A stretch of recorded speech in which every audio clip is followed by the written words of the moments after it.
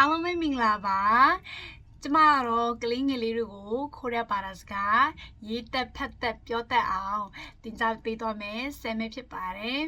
ဆမ်နဲ့အတူခိုးရပါတာစကားကိုနေ့စဉ်လေ့လာလို့ရအောင်ဆမ်ရဲ့ page ကိုလည်း like and share လေးလုပ်သွားပေးဖို့ပြောချင်ပါတယ်ရှင်ဒါဆိုလို့ရှိရင်သင်ခန်းစာလေးကိုစလိုက်ကြရအောင်သွားမယ်တမမီများလုံးပဲမင်္ဂလာပါဒီနေ့မှလည်းဆမ်နဲ့အတူခိုးရစာတူလေ့လာကြမယ်နော်자ဒီနေ့ကအခန်းနှစ်ပတ်ချင်းအသက်တန်ဆက်သွားမှာဖြစ်ပါတယ်နံပါတ်3ရောက်သွားပြီနော်ဆမ်တို့ဘာတွေရှိလဲဆိုတော့ဒါသာစာစဂျာချဟာတတ်တန်နေဖြစ်ပါတယ်ဒီဟာတွေတွေ့မယ်ဆိုလို့ရှိရင်တမမီတို့ကတတ်တန်ဖြစ်တယ်တတ်တန်ထွက်ရမယ်လို့မှတ်ထားရမယ်နော်အဲ့တော့ B နဲ့တရအောက်မှာ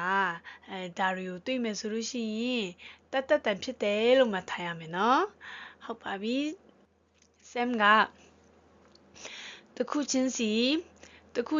ဒီမှာရေးထားပေးတယ်တခုချင်းစီဆမ်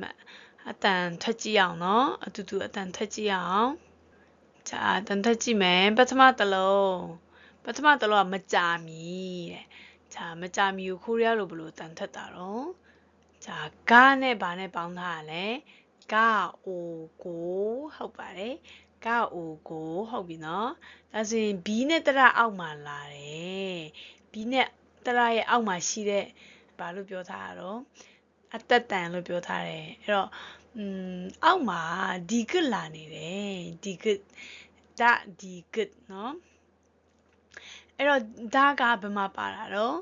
တတ်တန်ထဲမှာပါတယ်เนาะဒီမှာတတ်တန်ထဲမှာပါတယ်ဒါဆိုသူ့ဘယ်လိုဆိုရမှာလဲကအိုကိုအောက်မှာတတ်ဆိုတော့ကိုတတ်တန်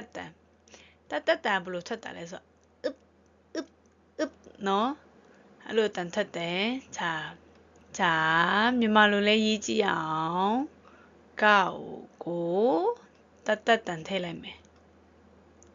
တတ်တန်ထည့်လိုက်မယ်ဆိုတော့ကိုဟုတ်တယ်နော်ကို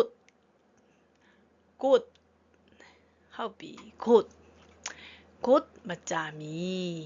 자နောက်တစ်ခုဒါဖြတ်ပြီးတော့စမ်းရေးပြပါမယ်နောက်တစ်ခု자ဒါပါတော့ဟုတ်ပါတယ်မီ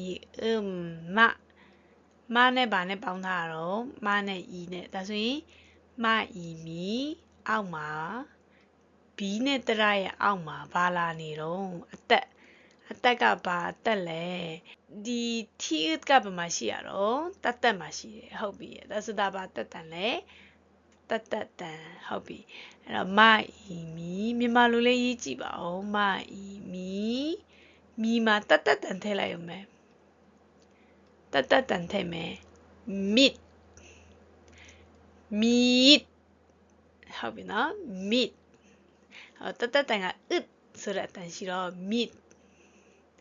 အဲ့တော့ဟုတ်ပါပြီနောက်တစ်ခုဒါဖြတ်ပြီးမယ်နော်နောက်တစ်ခုပြန်ဆက်သွားမယ်နောက်တစ်ခုက mid ကပါတော့အောက်ခြေအောက်ကိုပြောတာနော်အောက်မှာဆိုရင် mid ထဲနဲ့တွဲတယ်အဲ့ဒါဒီနောက်မှာတင်ပြမှာဖြစ်ပါတယ်အခုတော့ဆက်သွားလိုက်မယ်နော်ဆမ်자ဘာနဲ့ပါပေါင်းထားတော့အဝတ်တဲ့နောက်တစ်ခုကဒါပါတော့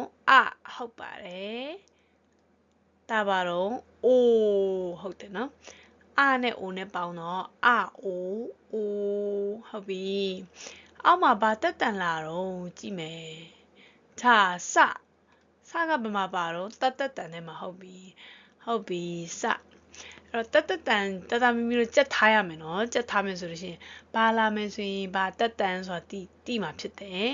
ဟုတ်ပြီဒါဆိုစအိုအောက်မှာတတ်တန်ဆိုတော့ဘယ်လိုတန်ထက်မှာတော့အိုမြန်မာလိုလေးရေးလိုက်ပါအောင်အိုတတ်တန်ထည့်လိုက်မယ်ဆိုတော့တတ်တန်ကဘယ်လိုတန်ထက်မှာတော့อึดဆိုတော့တန်ထက်မယ်ဆိုတော့အို အိုက်မဟုတ်ဘူးနော်ဒါဘေကွင်းဆောက်ကွင်းပိတ်နဲ့လောက်ထားလိုက်မယ်အတက်တန် oat ဟုတ်ပြီ oat အဲ့လိုတန်ထက်မယ်နော်ဟုတ်ပါပြီဒါဆိုနောက်တစ်ခုဆက်သွားမယ်